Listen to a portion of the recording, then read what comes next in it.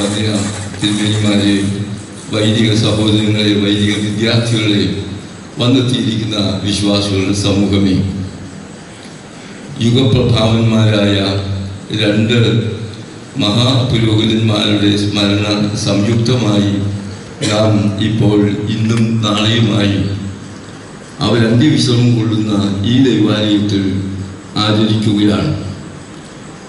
ഒരാളുടെ ദ്വിശതാബ്ദിയും മറ്റേ ആളുടെ ദശാബ്ദിയും ആയിട്ട് നാം ആചരിക്കുകയാണ്. അതായത് 220 ചരമവാർഷികം എന്ന നിലയിൽ ഈ രണ്ട് യുഗപ്രഭാവന്മാരായ ഈ വലിയ രണ്ട് പിതാക്കന്മാർ മലങ്കര സഭയ്ക്ക് നൽകിയിട്ടുള്ള സംഭാവനകൾ അത് ഒരിക്കലും വിസ്മരിക്കാവുന്നതല്ല, അതുല്യം എന്ന് വിശേഷിപ്പിക്കാനാവുകയുള്ളൂ. ഈ രണ്ടുപേരും പ്രത്യേകിച്ച് ഇവിടെ സന്നിഹിതരായിരിക്കുന്നവരധികവും വൈദിക വിദ്യാർത്ഥികളാണ്. വൈദിക സെമിനാരിയോടുള്ള ബന്ധത്തിൽ ഇവരുടെ സംഭാവന അത് വളരെ അധികം പ്രത്യേകം പരിഗണിക്കേണ്ട ഒന്നായിട്ടാണ് എനിക്ക് തോന്നുന്നത്. രണ്ടുപേരോടും സെമിനാരി ഏറെ കടപ്പെട്ടിരിക്കുന്നു. കുഴിക്കോട്ടിൽ ജോസഫ് മാർ ദിവനാസിയോസ് തിരുമേനി ഒന്നാമൻ ഈ സെമിനാരിയുടെ സ്ഥാപക ശില്പിയാണ്. പൗലോസ് മാർ ഗ്രിഗോറിയോസ് തിരുമേനി ഈ സെമിനാരിയുടെ നവോത്ഥാന ശില്പി എന്ന് ഞാൻ വിശേഷിപ്പിക്കും, അല്ലെങ്കിൽ ആധുനിക ശില്പി എന്ന് വിശേഷിപ്പിച്ചാൽ തെറ്റില്ല. ഈ രണ്ടുപേരും തമ്മിൽ 2 നൂറ്റാണ്ടിൻ്റെ അകലം ഉണ്ടുതാൻ. ഒരാൾ 18-ാം നൂറ്റാണ്ടിൽ ജീവിച്ചു, മറ്റേയാൾ 20-ാം നൂറ്റാണ്ടിൽ ജീവിച്ചു. ഒരാൾ ജനിച്ചത് 1740 നവംബറിൽ, മറ്റേ ആൾ ജനിച്ചത് 1922 ഓഗസ്റ്റിലും. അവർ ജീവിച്ച സാഹചര്യങ്ങൾ തികച്ചും വ്യത്യസ്തമായിരുന്നു. അന്നത്തെ സാമൂഹ്യ അന്തരീക്ഷവും സഭയുടെ അവസ്ഥയും ഒക്കെ കണക്കിലെടുക്കുമ്പോൾ വലിയ വ്യത്യാസം. അവർ ജീവിച്ചിരുന്ന കാലത്തെപ്പറ്റിയും അത് നേരിടേണ്ടിയിരുന്ന പ്രശ്നങ്ങളെപ്പറ്റിയും അഭിമുഖീകരിക്കേണ്ടിയിരുന്ന അവരുടെ വെല്ലുവിളികളെ പറ്റിയും ഓർക്കുമ്പോൾ വളരെ അധികം അന്തരമുണ്ട്. മാത്രമല്ല, രണ്ട് വ്യക്തിത്വങ്ങൾ തമ്മിലും വലുതായ അന്തരം ഉണ്ടായിരുന്നു. ഇങ്ങനെ നോക്കുമ്പോൾ ഒത്തിരി അന്തരങ്ങൾ കാണുവാൻ ഒരുപക്ഷെ കാണുമായിരിക്കും. എന്നാൽ ഞാൻ ഇപ്പോൾ കാണുന്നത് അവർ തമ്മിലുള്ള സമാനതകളാണ്. അത് ഒന്നിലേറെ സമാനതകൾ ഉണ്ട് എന്ന് ഞാൻ ചൂണ്ടിക്കാണിക്കട്ടെ. അക്കമിട്ട് പറയുമ്പോൾ, ഒന്നാമത് രണ്ടുപേരും അന്നത്തെ കൊച്ചി സംസ്ഥാനത്തിലെ പ്രജകളാണ്. കൊച്ചിയിലെ 2 സുപ്രധാനമായ നഗരങ്ങളാണ് കുന്നംകുളം, മറ്റേത് തൃപ്പൂണിത്തുറ. അങ്ങനെ കൊച്ചി സംസ്ഥാനത്തിൻ്റെ പ്രതിനിധികളായിരുന്നു ഈ രണ്ടുപേരും എന്ന് ചൂണ്ടിക്കാണിക്കട്ടെ. രണ്ടുപേരും വൈദിക സെമിനാരിയിൽ കൈശിഷ്യന്മാരായിട്ടാണ് അവരുടെ പ്രവർത്തനം ആരംഭിക്കുന്നത്. പൗലോസ് മാർ ഗ്രിഗോറിയോസ് തിരുമേനി പോൾ വർഗീസായിട്ട് ഇടയ്ക്കൊക്കെ ചിലപ്പോൾ ചില ക്ലാസുകൾ വന്ന് നടത്തിയിട്ടുണ്ടെങ്കിലും സെമിനാരിയിലെ അധ്യാപക ഗണത്തിൽ പെട്ടത് വൈദികനായ ശേഷം മാത്രമാണ്. ഈ രണ്ടുപേരും മെത്രാപ്പോലീത്തമാരായി ഉയർത്തപ്പെടുന്നതും വൈദിക സെമിനാരിയിലെ പ്രവർത്തന കാലത്താണ് എന്നുള്ളതാണ് മറ്റൊരു സമാനത ഞാൻ കാണുന്നത്. ഇരുവരും അവരുടെ ഓട്ടം തികച്ച് അവരുടെ ശാശ്വത ഭവനത്തിലേക്ക് വിടവാങ്ങിയത് ഏതാണ്ട് ഒരേ പ്രായത്തിലാണ്. ഒരാൾക്ക് 75, മറ്റേ ആളിന് 74 പ്രായമായപ്പോൾ പോയി കടന്നു, തങ്ങളുടെ ഭവനത്തിലേക്ക് ഓട്ടം തികച്ച് കടന്നു. അവിടെയും ഒരു സമാനത ഞാൻ കാണുന്നുണ്ട്. മറ്റൊന്ന്, പുലിക്കോട്ടിൽ ജോസഫ് മാർ ദിവനാസിയോസ് തിരുമേനിയുടെ കാലത്താണ് നമ്മുടെ സഭ ആദ്യമായി പാശ്ചാത്യ മിഷണറിമാരുമായി ബന്ധപ്പെടുവാൻ ഇടയായി തീർന്നത്. അതെങ്ങനെ നമുക്ക് പ്രയോജനപ്പെട്ടു, അല്ലെങ്കിൽ എങ്ങനെ നമുക്ക് അത് പ്രയാസങ്ങൾ ഉളവാക്കി എന്നുള്ളതിനെ പറ്റിയല്ല ഞാൻ പരാമർശിക്കുന്നത്. പാശ്ചാത്യ സമൂഹവുമായി സഭയുമായി ബന്ധപ്പെടുവാൻ ഇടയായത് പുലിക്കോട്ടൂർ തിരുമേനിയുടെ കാലത്താണ്. പൗലോസ് മാർ ഗ്രിഗോറിയോസിന്റെ കാലത്താണ് ഈ പൗരസ്ത്യ സഭയെപ്പറ്റി പാശ്ചാത്യ സമൂഹത്തിന് വേണ്ട അവബോധം കൊടുക്കുവാൻ എന്തൊക്കെയാണ് ഇതിൻ്റെ വൈശിഷ്ട്യങ്ങൾ, വിശ്വാസത്തിൽ, ആചരണങ്ങളിൽ, അതിൻ്റെ ആരാധനയിൽ എല്ലാം തന്നെ ഈ ഒരു വിധത്തിൽ ഈ പൗരസ്ത്യ സഭയെ പറ്റിയുള്ള ദർശനം പാശ്ചാത്യ സമൂഹത്തിന് അങ്ങോളം ഇങ്ങോളം കൊടുക്കുവാൻ കഴിഞ്ഞത് പൗലോസ് ഗ്രിഗോറിയോസിന്റെ സംഭാവനയായിട്ടാണ്. ഇരുവരും അസാമാന്യ പ്രതിഭാശാലികളായിരുന്നു. പുലിക്കോട്ട് തിരുമേനി തച്ചുശാസ്ത്രം, ഗണിതശാസ്ത്രം, ആലയ നിർമ്മാണകല ഇങ്ങനെയുള്ള കാര്യങ്ങളിലൊക്കെ അതീവ പ്രഗത്ഭരായി. മാത്രമല്ല മലയാളവും സുറിയാനിയും ഭാഷാ പണ്ഡിതരായിരുന്നു. അതുപോലെ പൗലോസ് മാർ ഗ്രിഗോറിയോസിനെ പറ്റി പറയുമ്പോൾ സർവവിജ്ഞാനകോശം എന്ന് മാത്രമേ വിശേഷിപ്പിക്കാൻ ഒക്കുകയുള്ളൂ. ബഹുഭാഷാ പണ്ഡിതൻ. ഒരുപക്ഷെ പലർക്കും അറിയത്തില്ല, എത്യോപ്യൻ ഭാഷയിൽ അദ്ദേഹം സ്കൂളിലുള്ള കുട്ടികൾക്ക് പാഠപുസ്തകം എഴുതിയിട്ടുള്ള ആളാണ്. അംഹാറിക് ഭാഷ, ഇനിയിപ്പോൾ നാളെയൊക്കെ കേൾക്കാം അംഹാറിക് ഭാഷ. ആ ഭാഷ അതിൽ പ്രാവീണ്യം നേടിയ തിരുമേനി. മാത്രമല്ല സംസ്കൃതം നന്നായി പ്രയോഗത്തിൽ വരുത്തുവാൻ കഴിവുള്ള ഒരു വ്യക്തി. അവിടെയും നിൽക്കുന്നില്ല ഭാഷയുടെ പരിജ്ഞാനം. വേദപുസ്തകത്തിൻ്റെ ഗ്രീക്ക്, അതുപോലെ തന്നെ എബ്രായ, സുറിയാനി, ഈ ഭാഷകൾ, ആധുനിക ഭാഷകൾ, ഇംഗ്ലീഷിനെ പറ്റി പറയേണ്ട കാര്യമില്ല. അതുപോലെ തന്നെ ഫ്രഞ്ച്, ജർമ്മൻ, ഈ ഭാഷകൾ ഒക്കെ കരസ്ഥമാക്കിയിരുന്ന മറ്റൊരാളും നമ്മുടെ സഭയിൽ ഉണ്ടായിട്ടില്ല. എന്ന് മാത്രമല്ല ദാർശനിക രംഗത്ത് പൗരസ്ത്യ ദർശനം, ഭാരതീയ ദർശനം എന്തൊക്കെ എന്നുള്ളതിനെ പറ്റി അവഗാഹം നേടി അവരുമായി ആശയവിനിമയം ചെയ്യുവാൻ, സംവേദനം നടത്തുവാൻ കഴിവുള്ളയാൾ. പാശ്ചാത്യ ദർശനത്തെ പറ്റി, വെസ്റ്റേൺ ഫിലോസഫി, അവിടെയും അത് തന്നെയാണ്.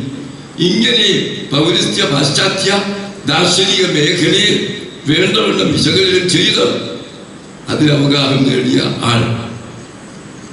എന്തിന് ശാസ്ത്രത്തെ പറ്റി പോലും പറയുമ്പോൾ അദ്ദേഹത്തിന് അത്യാധുനിക സാഹിത്യ ശാസ്ത്രത്തിൻ്റെ കണ്ടുപിടുത്തങ്ങളെ പറ്റി പോലും അദ്ദേഹം മരിക്കുന്നത് വരെയുള്ള സമയത്ത്, പിന്നീടുള്ള അറിയത്തില്ല, മരിക്കുന്നത് വരെയുള്ള സമയത്തെ കാര്യങ്ങൾ നന്നായിട്ട് അറിയാമായിരുന്നു.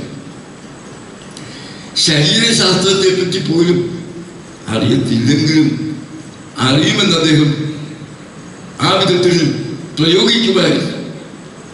ഞാൻ ഓർക്കുന്നു, എനിക്ക് എൻ്റെ നട്ടലിന് വേദനയുണ്ടായി. അപ്പോൾ അത് ഡോക്ടേഴ്സ് ഡയഗ്നോസ് ചെയ്തു. സ്കെലിൻ എന്ന് പറയുന്ന ഒരു മസിൽ ഈ വെർട്ടിബ്രയിൽ ഗ്രോ ചെയ്യുന്നതിൻ്റെ ഫലമായിട്ടാണ്. അത് 4ാമത്തെ വെർട്ടിബ്രയിൻ്റെ ഇടയ്ക്കാണ്.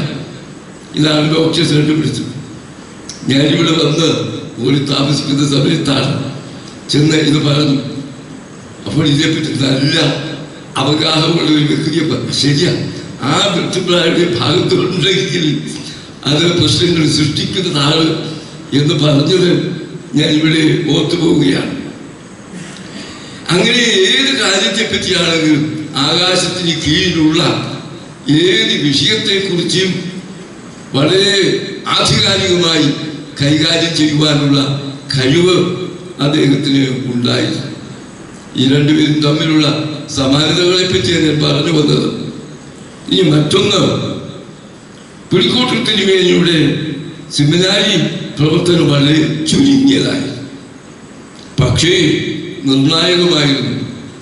അതുവരെ മലങ്കര സഭയിൽ സെമിനാരിയിൽ ഒരു പ്രസ്ഥാനം ഉണ്ടായിട്ടില്ല. പിന്നെ എങ്ങനെയാ വൈദികരെ പഠിപ്പിച്ചത്? മൽപ്പാൻ ഭവനങ്ങളിൽ ഗുരുകുലത്തിന്റെ പാരമ്പര്യം വെച്ചുകൊണ്ട് മൽപ്പാൻ ഭവനങ്ങളിൽ നടന്നുകൊണ്ടിരുന്ന ആ അവസ്ഥയ്ക്ക് മാറ്റം വരുത്തി ക്രമീകൃതമായ പ്രത്യേകമായ പാഠപദ്ധതിയോട് കൂടി അത് ഒരു സെമിനാരി ജീവിതത്തിന്റെ ആധുനികമായ നിലയിൽ അത് തുടക്കം കുറിച്ചത് പുലിക്കോട്ടിൽ തിരുമേനിയാണ്. അപ്പോൾ സെമിനാരി ജീവിതം എന്ത്, സെമിനാരി പരിശീലനം എന്ത് എന്നുള്ളതിനെ പറ്റി അദ്ദേഹത്തിന് നല്ലൊരു ദർശനം ഉണ്ടായിരുന്നു. മലങ്കര സഭയുടെ ചരിത്രത്തിൽ ഇതം പ്രഥമമായി സെമിനാരിയെ പറ്റിയുള്ള ആ ദർശനത്തോടു കൂടി അതിൻ്റെ എല്ലാ ഭാവങ്ങളും ഘടകങ്ങളും സമ്യക്കായി ചേർത്തുകൊണ്ട് സെമിനാരിക്ക് തുടക്കം കുറിച്ചത് അദ്ദേഹമാണ്. എന്നാൽ പൗലോസ് മാർ ഗ്രിഗോറിയോസ് വന്നപ്പോൾ ഈ സെമിനാരിയെ പറ്റി പുതിയൊരു ദർശനം അദ്ദേഹത്തിനുണ്ടായി. അതുവരെ ഉണ്ടായിരുന്ന ദർശനം വൈദികനെ പരിശീലിപ്പിക്കുന്ന രംഗം എന്നുള്ളത് മാത്രമായിരുന്നു. എന്നാൽ പൗലോസ് മാർ ഗ്രിഗോറിയോസ് ആണ് ഈ സഭയിലെ വൈദികരെ മാത്രം പരിശീലിപ്പിക്കുന്ന ഒരു സെമിനാരിയായി നിലനിന്നാൽ പോരാ, ആത്മാവിനെ പ്രബുദ്ധരാക്കണം എന്ന് അദ്ദേഹം കണ്ടു, സ്വപ്നം കണ്ടു. അതിൻ്റെ ഫലമായിട്ടാണ് ഇവിടെ ഇരിക്കുന്ന CC ചെറിയാൻ അച്ഛനും മറ്റുമൊക്കെ അതിൻ്റെ പ്രവർത്തകരാണ്. അൽമായക്കാരെ പരിശീലിപ്പിക്കുവാൻ തക്കമുള്ള ഒരു പദ്ധതി ഉണ്ടായത്. അദ്ദേഹത്തിന്റെ ദർശനത്തിലാണ് സംഗീതം പഠിപ്പിക്കുവാൻ തക്കവണ്ണം ശ്രുതി എന്നുള്ളത് ഉണ്ടായത്. അപ്പോൾ അദ്ദേഹത്തിൻ്റെ ദർശനം വ്യാപ്തമായി. ആദ്യത്തെ ആൾ സെമിനാരിയെ പറ്റിയുള്ള ഒരു വളർച്ചയിലേക്ക് പരിശീലനത്തെ കൊണ്ടുവന്നുവെങ്കിൽ രണ്ടാമത്തെ ആൾ അതിലും ഉപരിയായി സെമിനാരിയുടെ പ്രവർത്തന മേഖല സഭ മുഴുവനും എത്തിച്ചേരുവാൻ തക്കവണ്ണം, സഭാമക്കൾക്ക് മുഴുവനും പ്രയോജനം വരുവാൻ തക്കവണ്ണം അത് വരുത്തി എന്നുള്ളതാണ്. അങ്ങനെയാണ് തിരുവചന ഭാഷ്യം, അതുപോലെ തന്നെ ദിവ്യബോധന പദ്ധതി, ഇതൊക്കെയും രൂപം കൊണ്ടത് ആ ഒരു നിലയിലാണ്. അങ്ങനെ ഇരുവരും മലങ്കര സഭയുടെ രണ്ട് ജ്യോതിർഗോളങ്ങളായി, ഈ വൈദിക സെമിനാരിയുടെ കൂടി കടന്നു പോകുന്നവരുടെ പ്രകാശഗോപുരങ്ങളായി, ഇവിടെ കൂടെ പോകുന്നവർക്ക് ദിശാബോധം വരുത്തുവാൻ, അവർക്ക് പ്രചോദനം വരുത്തുവാൻ ആയിട്ടുള്ള രണ്ട് പ്രകാശഗോപുരങ്ങളാണ്. അവർ ഇരുവരും പ്രവർത്തിച്ച ഈ കർമ്മഭൂമിയിൽ 6 പതിറ്റാണ്ടുകാലം പ്രവർത്തിക്കുവാനുള്ള ഭാഗ്യം എനിക്കുണ്ടായി എന്നുള്ളത് ഞാൻ ഈ സമയത്ത് അഭിമാനത്തോടെ ഓർക്കുകയും ഈ രണ്ടുപേരുടെയും മുമ്പിൽ എൻ്റെ വിനീതമായ ആദരവുകൾ ഞാൻ അർപ്പിക്കുകയും ചെയ്യുന്നു. നമ്മുടെ ചിന്തയ്ക്കും ധ്യാനത്തിനുമായി ഞാൻ വിഷയമാക്കുന്ന ഒരു വാക്യം അത്ര പരിചയമുള്ള വാക്യമല്ല. വാക്യം ഞാൻ വായിക്കാം, എന്താ ഇവിടെ എന്നുള്ളത് നിങ്ങൾ ചിന്തിക്കുക. The length and breadth and height of it are equal. അതിൻ്റെ നീളവും വീതിയും ഉയരവും സമം തന്നെ. ഇത് വെളിപാട് പുസ്തകത്തിൽ 21-ാം അധ്യായം 16-ാമത്തെ വാക്യമാണ്. യോഹന്നാൻ ശ്ലീഹായ്ക്ക് ദർശനമുണ്ടായി. യെരൂശലേം, നവയെരൂശലേമിന്റെ ആ ഒരു ദർശനമുണ്ടായപ്പോൾ അതിന്റെ 3 ഡൈമെൻഷൻസിനെ പറ്റിയാണ് ഇവിടെ പറയുന്നത്. ഏതാ 3 dimension? The length and the breadth and the height of it are equal. സന്തുലിതമായ ആ പരിമാണങ്ങൾ ഉള്ള ഒന്നായിരുന്നു യെരൂശലേം, സ്വർഗീയ നഗരം, സ്വർഗത്തിന്റെ അനുഭവം. ഇത് നമ്മുടെ വ്യക്തി ജീവിതത്തോട് ബന്ധപ്പെടുത്തി ചിന്തിക്കുമ്പോൾ ഈ 3 കാര്യങ്ങൾ ഒരുപോലെ യോജിച്ചു വരുന്ന ഒരു ജീവിതമാണ് ധന്യമായിട്ടുള്ളത്. അതിൻ്റെ വീതിയും അതോടൊപ്പം അതിൻ്റെ നീളവും അതിൻ്റെ ഉയരവും ഈ 3ഉം ഒന്നുപോലെ ഈക്വലായി വന്നെത്തിയിട്ടുള്ള ജീവിതം ഉള്ളോ അത് ധന്യമാണ്. ഈ രണ്ടുപേരുടെയും ജീവിതത്തിൽ ഞാൻ ദർശിക്കുന്നു എന്നുള്ളത് കൊണ്ടാണ് നമുക്ക് മാതൃകയാക്കുവാൻ, അത് പിൻപറ്റുവാൻ ആ ചിന്ത നിങ്ങളുടെ മനസ്സിലേക്ക് ഞാൻ കൊണ്ടുവരുന്നത്. What is the length of our life? The inward drive to achieve one's own personal ends and ambitions. നമ്മിൽ കുടികൊള്ളുന്ന ആ ലക്ഷ്യത്തിലേക്ക് എത്തിച്ചേരുവാനുള്ള ആ കുതിപ്പ്, അതിനുവേണ്ടിയുള്ള ഉത്സാഹം, അതിനുവേണ്ടിയുള്ള പ്രവർത്തനം, ഇത് നമ്മുടെ ജീവിതത്തിൽ ഉണ്ടാകുന്ന ലെങ്ത് ഓഫ് ഇറ്റ്. അനന്തതയും മന്ദതയുമായിട്ടിരിക്കുകയല്ല. ആ ലക്ഷ്യം എന്തെന്ന് വ്യക്തമായ ബോധ്യം, അത് എത്തിച്ചേരുവാനുള്ള പ്രയത്നം, അത് നിതാന്തമായി അനുസ്യൂതമായി തുടരുന്ന ഒന്ന്. അതാണ് ഈ ഒന്നാമത്തെ കാര്യം. രണ്ട്, what is the breadth of it? Outward concern for one others. നമ്മിൽ നിന്ന് മാത്രം കുടികൊള്ളുന്ന ഒന്നല്ല, മറ്റുള്ളവരിലേക്ക് എത്തിച്ചേരുന്ന അവരെ പറ്റിയുള്ള ദർശനം ഉൾക്കൊള്ളുന്നത്. മൂന്നാമത്തത്, what is the height? The upward reach for God. ദൈവത്തിന് വേണ്ടി, ദൈവത്തോടുള്ള നമ്മുടെ ബന്ധത്തെ കാണിക്കുന്നതാണ്. ഈ മൂന്ന് കാര്യങ്ങളുടെയും ഒരു സമ്മിളിത രൂപമാണ് ഒരു വിജയകരമായ ജീവിതത്തിൻ്റെ അനുഭവം, ശ്രേഷ്ഠ ജീവിതത്തിൻ്റെ അനുഭവം എന്ന് ഞാൻ പറയും. അങ്ങനെ നോക്കുമ്പോൾ the length എന്ന് പറയുന്നത്, we should strive to develop our inner powers. ദൈവം നമുക്കൊക്കെ തന്നിട്ടുണ്ട്, പ്രത്യേകിച്ച് സെമിനാരി വിദ്യാർത്ഥികളെ കൂടുതൽ കണ്ടുകൊള്ളാൻ ഞാൻ പറയുന്നത്. We should develop and we should strive to develop our inner powers. ദൈവം എനിക്കും നിങ്ങൾക്കും ഒക്കെ ചില കഴിവുകൾ, താലന്തുകൾ തന്നിട്ടുണ്ട്.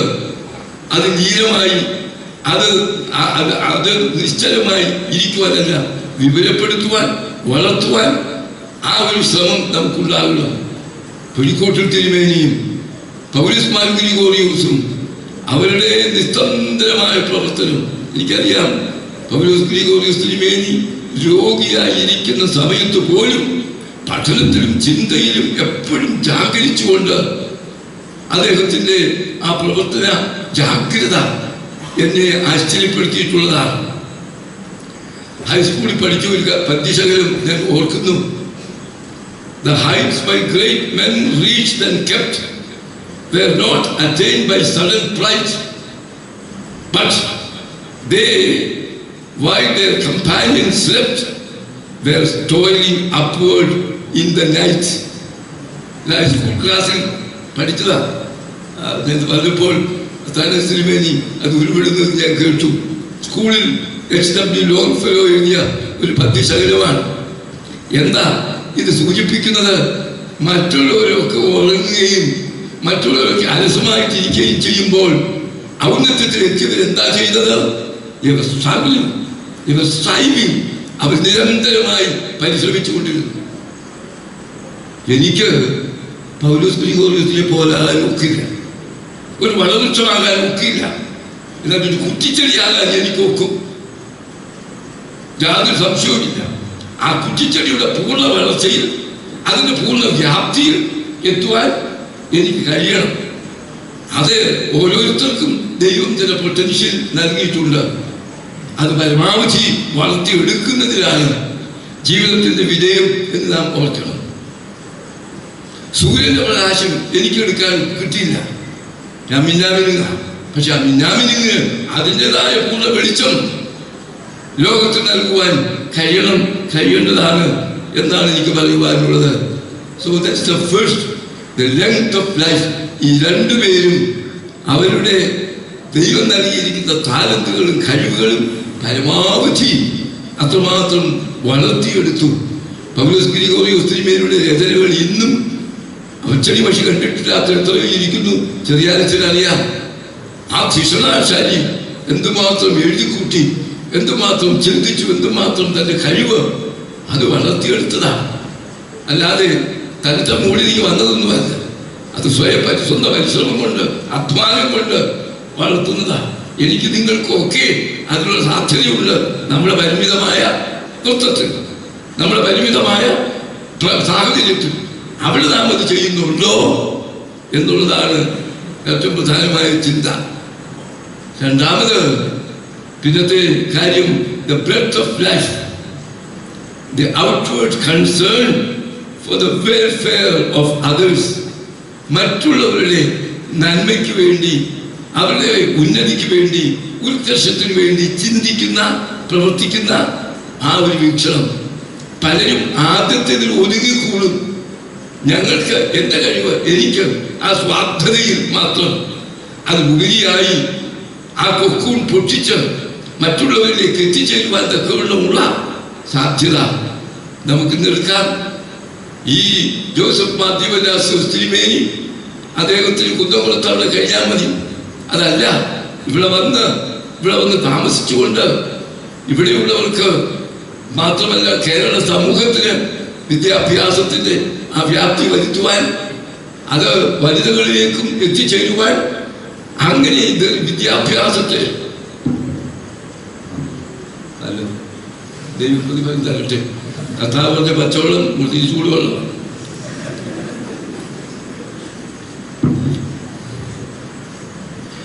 പ്രിയമുള്ളവരെ, ഞാനിവിടെ സൂചിപ്പിച്ചത് ഈ തരത്തിലുള്ളതായ സ്വന്തം കാര്യം എന്നുള്ളത് മറന്ന് അപ്പുറത്ത് മറ്റുള്ളവരിലേക്ക് എത്തുവാൻ തക്കുള്ള ദർശനം ഉണ്ടായിരുന്നു. അതിനെപ്പറ്റി പറയുന്നത് സെൽഫ് കൺസേൺ ആവശ്യം തന്നെ, എന്നാൽ അതേപ്പറ്റി അതർ കൺസേൺ ഏറ്റവും ആവശ്യമാണ് എന്നാണ്. യേശുക്രിസ്തുവിനെ കുറിച്ചുള്ള ഒരു വലിയ, എനിക്ക് വളരെ പ്രിയപ്പെട്ട ഒരു നിർവചനമുണ്ട്. എത്രയോ നിർവചനങ്ങൾ ക്രിസ്തുവിനെ പറ്റി നൽകിയിട്ടുള്ള പിതാക്കന്മാരൊക്കെ വളരെ വ്യാപ്തമായി ദീർഘമായി ഒക്കെ നൽകിയിട്ടുണ്ട്. പക്ഷെ എനിക്ക് വളരെ ഇഷ്ടപ്പെട്ട ഒരു നിർവചനം വളരെ ചെറുതാണ്. Jesus the man for others. Short. ജനിച്ചത്, ജീവിച്ചത്, മരിച്ചത്, ഇന്നുമുള്ളത് Jesus the man for others. അതാ ആ ചുവട് പിൻപറ്റുന്നവരാണ് ഞാനും നിങ്ങളും. ഈ ദർശനം ഉണ്ടായിരുന്നവരാണ് ഈ രണ്ട് പിതാക്കന്മാരും. മറ്റുള്ളവരെ പറ്റിയുള്ള കരുതൽ, അവരെ ഉയർത്തിക്കൊണ്ടുവരുവാൻ തക്കവണ്ണമുള്ള ഉൾക്കാഴ്ച, അതിനുവേണ്ടി പ്രവർത്തിച്ചു പുലിക്കോട്ടൂർ തിരുമേനി.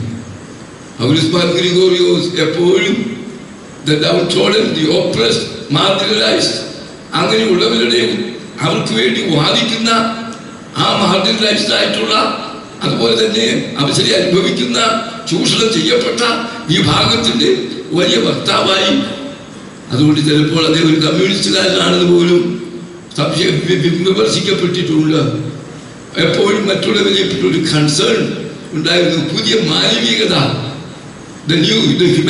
ഹ്യൂമാനിസം എന്നുള്ള അദ്ദേഹത്തിന്റെ ചിന്ത എല്ലാ പുസ്തകത്തിലും അദ്ദേഹത്തിന്റെ കൃതികളിലൊക്കെ ദ ന്യൂ ഹ്യൂമാനിസം, പുതിയ മാനവികതയെ പറ്റിയുള്ള ദർശനം അദ്ദേഹം വരുത്തുന്നുണ്ട്. ഉയർച്ചയും താഴ്ചയും ഇല്ലാത്ത മനുഷ്യർക്ക് സമാനതയും അന്യോന്യമുള്ളതായ ഐക്യത്തിന്റെയും അതുപോലെ തന്നെ സഹകരണത്തിന്റെയും സഹായത്തിൻ്റെതുമായിരിക്കുന്ന ആ നിലപാടത്തിലേക്ക് ഉയർത്തുന്ന ഒരു കാഴ്ചപ്പാട് അദ്ദേഹത്തിന് ഉണ്ടായിരുന്നു എന്നാണ് ഞാൻ കാണുന്നത്. ഇത് നമുക്ക് ആവശ്യം വരേണ്ട ഒന്നാണ്. എന്തെനിക്ക് മറ്റുള്ളവരിൽ നിന്ന് കിട്ടുമെന്നല്ല നമ്മുടെ നോട്ടം. അച്ഛന്മാർക്കും അച്ഛന്മാർക്കും ഒക്കെ പലപ്പോഴും അതാ വരുന്ന ചിന്ത വരാം, എനിക്കെന്ത് കിട്ടുമെന്നുള്ളത്, എനിക്ക് എന്ത് കൊടുക്കാൻ കഴിയും എന്നുള്ള ചിന്തയാണ് നമ്മെ ഭരിക്കേണ്ടത്. What can I give? നമുക്ക് എപ്പോഴും നമ്മുടെ മനസ്സിൽ വരേണ്ട ഒന്നാണ്, മറ്റുള്ളവർക്ക് എനിക്ക് എന്ത് കൊടുക്കുവാൻ ഒക്കും. ഒരാൾ ചോദിച്ചല്ലോ, ഞാൻ എൻ്റെ സഹോദരന്റെ കാവൽക്കാരനാണോ എന്ന്. അത്രമാത്രം ആ ദർശനത്തിലേക്ക് പോയി. ഇന്നും അത് തന്നെയാണ്. അതെ, നിന്നെ കർത്താവ് ആക്കി വെച്ചിരിക്കുന്നത് നിന്റെ സഹോദരന്റെ സഹോദരിയുടെ കാവൽക്കാരനായിട്ടാണ്. You have a responsibility. നിനക്ക് മാത്രമായിട്ടല്ല, ദൈവം നിനക്ക് തന്നിരിക്കുന്ന കഴിവുകൾ, ദൈവം നിനക്ക് തന്നിരിക്കുന്നതായ അവസരങ്ങൾ, അതൊക്കെ തന്നെ സമ്പത്താവട്ടെ മറ്റേതുമാവട്ടെ, അത് നിന്നിൽ ഒതുങ്ങുവാനായിട്ടല്ല, അത് അതിൻ്റെ ഔട്ട്വേർഡ് റീച്ച് പോകുവാൻ സാധിക്കണം. ഇത് നമുക്ക് ഒരു പൂർണ്ണ ജീവിതത്തിന്റെ ദർശനത്തിൽ കാണേണ്ടതാണ്. എന്ത്? the length and the breadth equal ആയിരുന്നു എന്നുള്ളത്. മൂന്നാമത്തത് എന്തൊന്നും കൂടി ഞാൻ ഓർമ്മിപ്പിക്കട്ടെ, the height of life. മൂന്നാമത്തത് ഏതെന്ന് ഞാൻ സൂചിപ്പിച്ചു, the upward reach for God. ദൈവത്തിലേക്കുള്ള ബന്ധം മറ്റ് രണ്ടും ഉണ്ടായിരിക്കും പലർക്കും. പക്ഷേ ഈ മൂന്നാമത്തെ മാനം, ഇത് തേർഡ് ഡൈമെൻഷൻ ചുരുങ്ങിപ്പോകും. അവിടെ ഇല്ല ഒന്നും. മറ്റൊരു തുല്യമായി അതും കൂടി അതുപോലെ പുലർത്തേണ്ടിയിരിക്കുന്ന ഒന്നാണ് ദൈവത്തോടുള്ള ബന്ധം എന്ന് പറയുന്നത്. ഭൗതിക തലത്തിൽ നിന്ന് നമ്മുടെ ചിന്തയും താല്പര്യവും ഉയരത്തിലേക്ക് വരുത്തുവാൻ നമുക്ക് സാധിക്കേണ്ടതാണ്. ഈ പിതാക്കന്മാരെ പറ്റി ഓർക്കാം. പുലിക്കോട്ടിൽ തിരുമേനി പുലിക്കോട്ടിൽ അച്ഛനായിരിക്കുമ്പോൾ തന്നെ കുന്നംകുളക്കാർക്ക് ഭക്തനായ, അത്ഭുതങ്ങൾ പ്രവർത്തിക്കുന്ന, പ്രാർത്ഥനാനിരതനായ ഒരു വലിയ അച്ഛനായിട്ടാണ് അവർ അദ്ദേഹത്തെ അറിയുന്നത്. മെത്രാൻ എന്നുള്ളതിനേക്കാൾ കൂടുതൽ അവരുടെ മനസ്സിൽ ഇപ്പോഴും ആ അച്ഛനാണ്. അത്രമാത്രം. അത് കഴിഞ്ഞ് ഇവിടെ എത്തി. ഇന്നിവിടെ നോക്കുമ്പോൾ എത്രയോ സൗധങ്ങളുടെ സമുച്ചയമാണ് ഇവിടെ ഉള്ളത്. അന്നോ ഒട്ടൽക്കാട്. ഈ ആറ്റിന്റെ തീരത്ത് ഒരു മരത്തിന്റെ ചുവട്ടിൽ ഒരു കുടിലും കെട്ടി ഇവിടെ ഒരു മനുഷ്യനുമില്ല, കുറുകരികളോ ഒക്കെ ഉള്ളതല്ലാതെ മനുഷ്യവാസം ഒന്നുമില്ലാത്ത ഈ സ്ഥലത്ത് അന്ന് ഓർക്കുക, ഒരു കുടിലും കെട്ടി ഒരു പർണശാലയിൽ പ്രാർത്ഥനാ നിരതനായി ദൈവത്തോടുള്ള ബന്ധം അഭംഗരമായി കാത്തു സൂക്ഷിച്ചുകൊണ്ട് തനിക്കൊരു ദൗത്യം നിർവഹിക്കുവാനുണ്ട്. അത് ദൈവത്തിൽ നിന്നുള്ളതായ ശക്തിയും നിയോഗവുമാണ് ആവശ്യമെന്ന് ധരിച്ച് അതിനുവേണ്ടി പ്രവർത്തിച്ച ആ പിതാവ് ഭക്തനായിരുന്നു. അതുകൊണ്ടാണ് ദൈവത്തോടുള്ള ബന്ധത്തിൽ നിന്നായതുകൊണ്ടാണ് ഇതൊക്കെ ഉയർന്നു വരുവാൻ കാരണമായി തീർന്നത് എന്ന് നാം ഓർക്കണം. പൗലോസ് മാർ ഗ്രിഗോറിയോസിനെ പറ്റിയും അധികം പേര് ഒരു പക്ഷേ അതേ ഒരു വലിയ ഭക്തനായിരുന്നുവോ എന്ന് ചിന്തിച്ചേക്കാം. എന്നാൽ രോഗം അദ്ദേഹത്തെ ബാധിച്ചപ്പോൾ ശരീരം തീരെ അവശമായി തളർന്ന് വളരെ പ്രയാസമായി ചലനക്ഷമതയില്ലാതെ ആയിത്തീർന്ന ഘട്ടത്തിൽ പോലും പിടിച്ചു നിൽക്കുവാൻ പ്രാപ്തി നൽകിയത് ദൈവത്തിലുള്ള അചഞ്ചലമായ വിശ്വാസം ഒന്ന് മാത്രമാണ്. പ്രിയമുള്ളവരെ, ജീവിതത്തിലെ ഏറെ പരിശോധനകൾ, ഏറെ പ്രതിസന്ധികൾ നേരിട്ടിട്ടുള്ള ഒരാളാണ് ഞാൻ. എൻ്റെ ജീവിതത്തിൽ എന്നെ പിടിച്ചു നിർത്തിയത്, ഈ പ്രതിസന്ധികളെ ഒക്കെ തരണം ചെയ്യുവാൻ പ്രാപ്തമാക്കിയത് എൻ്റെ ബുദ്ധിയുടെ മികവ് കൊണ്ടോ എൻ്റെ മറ്റെന്തെങ്കിലും ഒന്നുമല്ല. എന്തോ ശൈശവത്തിലുള്ള ആശ്രയത്തിൻ്റെ ആ മുറുകെ പിടിക്കുവാൻ ഒന്നുണ്ട് എന്നുള്ള ബോധ്യം, that upward reach for God, that shall sustain me. ഇന്നും നിർത്തുന്നത് ഈ ഒരു അനുഭവം മാത്രമാണെന്ന് സാക്ഷിക്കുവാൻ ഞാൻ മടിക്കുന്നില്ല. ഇനി വേറെ അവസരം കിട്ടുമെന്ന് അറിയില്ല. അതുകൊണ്ടാണ് ഞാൻ ഓർമ്മപ്പെടുത്തുന്നത്. പ്രിയമുള്ളവരെ, നമുക്ക് മറ്റെന്തൊക്കെ നേട്ടങ്ങൾ ഉണ്ടായിരുന്നാലും ഈ മൂന്നാമത്തെ ഡയമെൻഷൻ ശരിയായി പുലർത്തുന്നില്ല എങ്കിൽ എല്ലാം പരാജയപ്പെടും. യാതൊരു സംശയമില്ല. അച്ഛന്മാരാണ് നന്നായി ചൊല്ലുവാൻ, ഹൃദ്യമായി ആരംഭിക്കുവാൻ, എട്ട് കട്ടയ്ക്കും ചൊല്ലുവാനൊക്കെ നിങ്ങൾക്കറിയാം. നല്ല സരസമായി പ്രസംഗിക്കാൻ നിങ്ങൾക്കറിയാം. വാചാലമായി ഇതൊക്കെ ഉണ്ടാവാം. പക്ഷേ ഈ തേർഡ് ഡയമെൻഷൻ, ദൈവത്തോടുള്ള ബന്ധം, അത് ആരെ കാണിക്കാനല്ല, ആരെ ബോധ്യപ്പെടുത്താനല്ല, വാതിനെ ബോധ്യപ്പെടുത്താനല്ല, മെത്രാച്ചനെ ബോധ്യപ്പെടുത്താനല്ല. ഇതെന്റെ അനുഭവമാണ്, എനിക്ക് വേണ്ടിയതാ എന്നുള്ള ബോധ്യത്തോടു കൂടി, നിർണയത്തോടു കൂടി ദൈവത്തോടുള്ള ബന്ധം അഭംഗരമായി നാം കാത്ത് സൂക്ഷിക്കുമ്പോൾ മറ്റുള്ളവർ മുമ്പിൽ പ്രകടിപ്പിക്കുവാനല്ല. അതിനെ കർത്താവ് ഫലസിച്ചത്, ശക്തിയായി വിമർശിച്ചത് പരീക്ഷ മതത്തെ. ഭക്തിയുടെ വേഷം കെട്ടി മറ്റുള്ളവരുടെ മുമ്പാകെ നന്നായി പ്രാർത്ഥിക്കുന്നവരാണ്. തെരുവിൽ പോയി നിന്നുകൊണ്ട് കൈ രണ്ടും വളർത്തിപ്പിടിച്ചുകൊണ്ട് പ്രാർത്ഥിക്കും. നോക്ക്, അവരെന്ത് നല്ല പ്രാർത്ഥനക്കാരനാണ്. മറ്റുള്ളവർ കാണെ കീശയിൽ നിന്ന് എടുത്ത് അവർക്ക് കൊണ്ട് കൊടുക്കും. എത്ര ഉദാരമതി. അതിലെ കർത്താവ് വിമർശിച്ചത് പ്രകടനത്തിൻ്റെതല്ല. ഭക്തി എന്ന് പറയുന്നത് പ്രകടനപരം അല്ല. അതൊരുവന്റെ അന്തരാത്മാവിൽ അവൻ അനുഭവിക്കേണ്ടിയിരിക്കുന്ന ഒന്നാണ്. പുലിക്കോട് തിരുമേനിയെ പറ്റിയും അതുപോലെ പൗലോസ് മാർ ഗ്രിഗോറിയോസിനെ പറ്റിയും രണ്ട് ഉന്നത ശീർഷരായ മലങ്കര സഭയുടെ അഭിമാന സ്തംഭങ്ങളായ ഈ രണ്ട് പിതാക്കന്മാരെ പറ്റി ഓർക്കുമ്പോൾ ഞാൻ പറഞ്ഞ വാക്യം വളരെ ശരിയാണ്. എന്ത്? The length and the breadth and the height of it are equal in their lives. അത് നമ്മുടെ ജീവിതത്തിൽ വരുത്തുവാനുള്ള ഒരു ദർശനം, അതിനൊരു സമർപ്പണം നമുക്കുണ്ടാവട്ടെ എന്ന് ഞാൻ പ്രാർത്ഥിക്കുന്നു. ഈ പിതാക്കന്മാരുടെ മധ്യസ്ഥത നമുക്കത് പ്രചോദനമായി തീരട്ടെ എന്ന് പ്രാർത്ഥിച്ചുകൊണ്ട് എൻ്റെ വാക്കുകൾ അവസാനിപ്പിക്കുന്നു. ദൈവം നമ്മെ അനുഗ്രഹിക്കട്ടെ.